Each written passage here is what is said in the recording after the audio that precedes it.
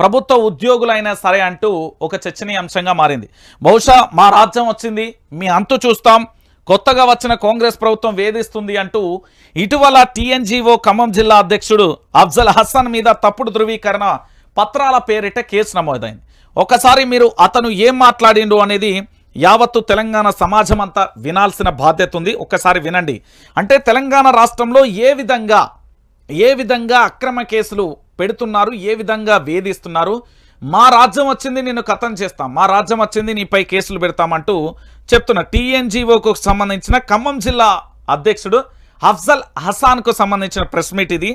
ఉద్యోగుల్ని భయభ్రాంతులు చేసి ఫోన్లలో బెదిరియడం, మీ సంగతి చూస్తా, మా రాజ్యం వచ్చింది, మా ప్రభుత్వం వచ్చింది, మమ్మల్ని ట్రాన్స్ఫర్ చేస్తా, అబ్జల్తో సపోర్ట్ చేస్తాను. ఇలా ఉదయం నుంచి కూడా చాలా మంది ఫోన్లు పోయినాయని చెప్పి నాకు ఫోన్లు చేశారు. ఇటువంటి చర్యలు మానుకోవాలి.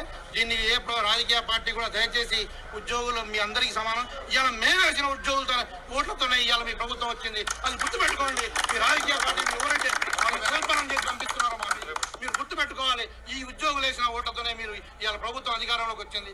ఆ విషయం గుర్తుపెట్టుకొని మీరు ప్రభుత్వం ఉద్యోగులతో సామరస్యపూర్వకంగా ప్రేమపూర్వకంగా ఉండాలని చెప్పి కూడా ఈ సందర్భంగా నేను ఖమ్మం జిల్లా కాంగ్రెస్ నాయకులందరికీ కూడా నేను విజ్ఞప్తి చేస్తున్నాను. అలాగే ఉద్యోగులందరూ సమన్వయం పాటించండి. ఏం జరగదు, తాటాకి చెప్పులకి ఏం జరిగేది లేదు. ఇట్లాంటి చాలా చూసాం. నేను ఒక్కడున్నప్పుడే వీళ్ళని ఎదిరించిన. ఇవాళ నా వెనక నాకు సంఘం ఉంది. మొత్తం యూనిట్ అధ్యక్ష కార్యదర్శులు ప్రతి ఒక్క సుమారు 14,000 మంది ప్రాథమిక సభ్యులు నాతో ఉన్నారు. అర్థమైందా? చాలా క్లియర్ కట్. ఖమ్మం జిల్లా అంటే ఎవరిది? పొంగులేటి శ్రీనివాసరెడ్డిది. మీ అందరికీ గుర్తుండి ఉండాలి. అఫ్జల్ హసాన్ మీద తప్పుడు ధృవీకరణ పత్రాల పేరిట కేసు నమోదైంది. అతను ఒక ప్రభుత్వ ఉద్యోగి, ప్రభుత్వ ఉద్యోగులకు సంబంధించి భయభ్రాంతులకు గురి చేస్తున్నారంటూ తాను ఆవేదనతో కూడిన కన్నీళ్లను పెట్టుకున్నారు. అఫ్జల్ హసాన్ ప్రభుత్వ ఉద్యోగుల సంఘానికి సంబంధించిన ఖమ్మం జిల్లా అధ్యక్షుడు. వాళ్ళకి సంబంధించి మా రాజ్యం వచ్చింది, మీ అంతు చూస్తాం, మిమ్మల్ని ఎక్కడికైనా ట్రాన్స్ఫర్ చేస్తాం అంటూ బెదిరించిరట. అయితే తాను ధైర్యంగా ఒక మాట చెప్పిండు. ఖమ్మం జిల్లా నాయకులందరికీ కూడా, కాంగ్రెస్ నాయకులకు నేను హెచ్చరిస్తున్నా అంటూ ఏమని చెప్పిండు అంటే, మీ తాటాకు చప్పులకు నేను భయపడేది లేదు, బెదిరేది లేదు అంటూ గట్టి సవాలు విసిరిండు. మేము ఓట్లేస్తే మీ ప్రభుత్వం వచ్చింది, ఈరోజు ప్రభుత్వ ఉద్యోగులను బెదిరించే కాడికి వచ్చిందా అంటూ కూడా చెప్పిన పరిస్థితి. అందుకే చెప్తున్నా, ప్రభుత్వ ఉద్యోగులారా, ఇప్పుడు మీకు పట్టభద్రుల ఎన్నికలు ఉన్నాయి, చాలా జాగ్రత్తగా ఓటేరు. మీరు ఖమ్మం జిల్లా ఒకటే కదా, మాకేం పోతుంది అని మీరు అనుకోవచ్చు. కానీ రేపు పొద్దుగాల ఏమవుతుంది అనేది కూడా మీరు కూడా ఆలోచించుకోవాలి. భవిష్యత్తులో కూడా ఎట్లుంటుంది అనేది కూడా ప్రతి ఒక్కరికి చూడాలి.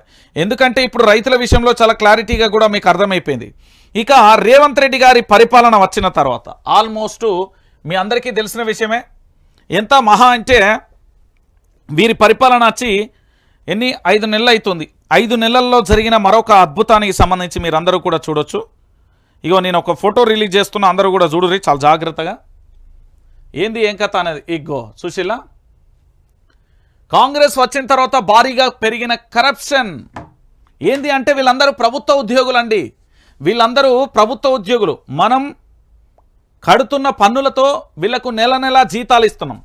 కానీ ఈ గాడిదలు ఏం చేస్తున్నాయంటే, పందికొక్కులు ఇంకా జనాల మీద పడి వాళ్ళ యొక్క రక్తాన్ని పీల్చుకొని తింటున్నాయి. నేను ఎందుకు ఈ మాట అంటున్నానంటే చాలా క్లియర్గా మాట్లాడతా. వీళ్ళు ఒకరా ఇద్దరా, ఒకసారి లెక్క పెడదాం. 150 రోజులలో ఎవరెవరు దొరికిల్లు అని.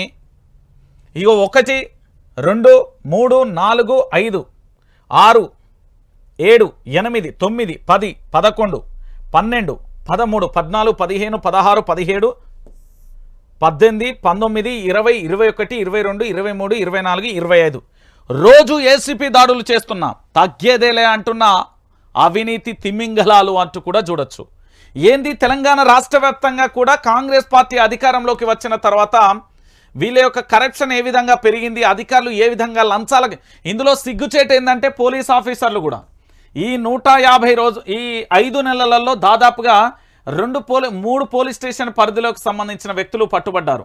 అందులో లేడీ ఎస్ఐ ఉన్నారు, దాంతోపాటు మరికొంతమంది వ్యక్తులు, ఉన్నతాధికారులు. ఇక తహసీల్దార్లకు సంబంధించి కూడా ఏ విధంగా ఉందో కూడా మనం చూస్తున్న పరిస్థితి కనబడుతుంది.